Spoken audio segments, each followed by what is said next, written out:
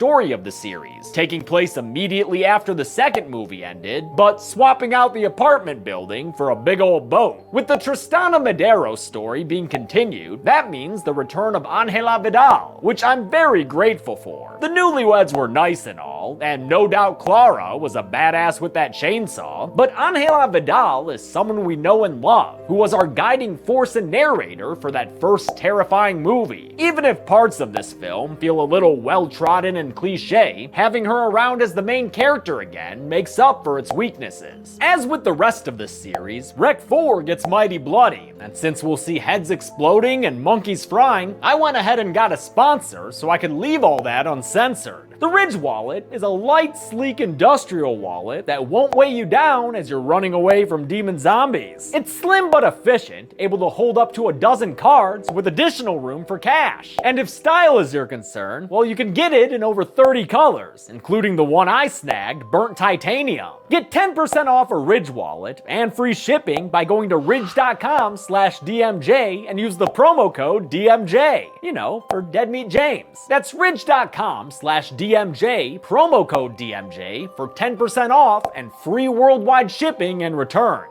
Now let's set sail and see how many deaths we find when we take a good hard look at this motherfucking boat. The movie begins back in the apartment building in Barcelona, where some special forces have arrived to save Angela Vidal and blow this mother up once and for all. If only these dudes had watched the first two films, maybe they'd have been looking out for infected people like Manu. They take care of the demon zombie firefighter, but an infected Cesar grabs and bites one of them before they're able to put him down. Last reminder for this franchise, I don't double count victims like Manu and Cesar, who were counted in part 1. I also wait to count infected people until they show confirmed signs of infection. You know, most of the time. Just go with it. The dude who got bit is shot in the head by another officer named Costa. Costa's also been bit though, and since he knows the rules apply just as much to him, he gives Guzman a gun and gets Mercy killed with a headshot. Guzman, a doctor, hears Angela Vidal upstairs and goes to save her, while other officer Lucas decides to cut his losses and run. Upstairs, Guzman finds a fragile-looking Angela and asks her to trust him as the frame rate slows and we fade to black. Come up on a title card with a red porthole instead of a recording dot. Shippa! Angela wakes up with her wrists tied down as a doctor named Gennard tells her that everything is gonna be okay thanks to the power of drugs. We get a nod to the franchise's found footage origins as security cams show us various locations, landing on a room with Guzman, that doctor dude we met in the apartment building. He doesn't know where he is right now, other than in a narrow nautical hallway, and he's not the only one who's confused. Perdone que le moleste, pero usted no sabrá dónde es la boda, ¿no? Que se conoce que bebí un poquito más de la cuenta. This unnamed woman ties Rec 4 to Rec 3, but just to save you an IMDb search, the actor playing her was not, in fact, in the previous film at all. Would have been kind of cool if she were, though. Dr. Gennard takes Angela's blood sample to his boss on the boat, Dr. Ricarte. It's the third time they've tested her for the infection, and for the third time, it comes back negative. But if she's not infected, why's she slipping out of her restraints and bashing people in the heads to run away like that? Sounds guilty to me. During her attempted escape, she runs into Guzman, who helps her get outside, only to find that they're stuck on a boat with a bunch of heavily armed soldiers. Dr. Ricarte has Angela taken back to her room as he tells Guzman that their sweet life on deck is to protect the larger population from the virus. Es la única forma de garantizar el aislamiento total, y lo sabe. Even though Guzman has tested negative for the infection, Ricarte's not taking any chances after Rec 3's wedding outbreak, which left the woman we met earlier as the one and only survivor.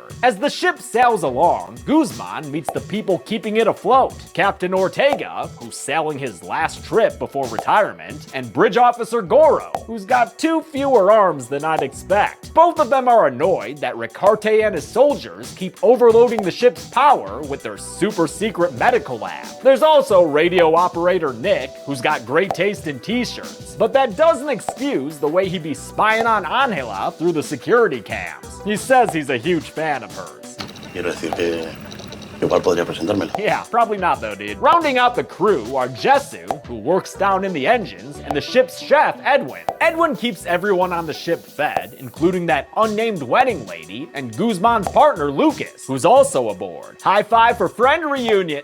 Fist bump? Yeah, we meant to do that. Guzman tells Lucas what the captain told him. Ricarte and his crew have shut down all radio communication and lifeboat operations in order to make this ship a floating quarantine. Hope y'all like being on a boat. Production spent 4 or 5 weeks shooting inside a real Russian fishing boat, which was so freaking huge it had a full-on fish factory inside. Yeah, a fish factory. Their words, not mine. Balaguerro felt like a ship would be another good claustrophobic location, like the apartment building from the first 2 films. And he was right about that. A little too right. Es un tipo de estructura que está diseñada exclusivamente con un objetivo, que es navegar.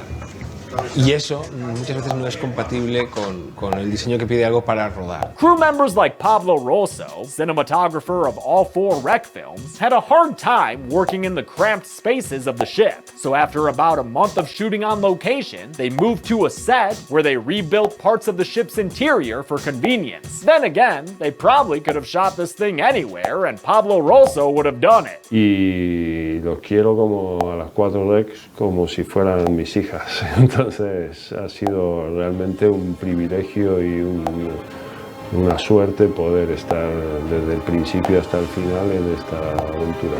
Dudes ride or die. Nick begins to retrieve the footage from Angela's camcorder, but since the hard drive's all busted ass, it's gonna take a while. In the meantime, he's hacked into Ricarte's security cameras and shows Guzman inside their super secret lab below deck. Inside the lab is a heavily guarded door, but they have no idea what's behind it because there are no cameras there.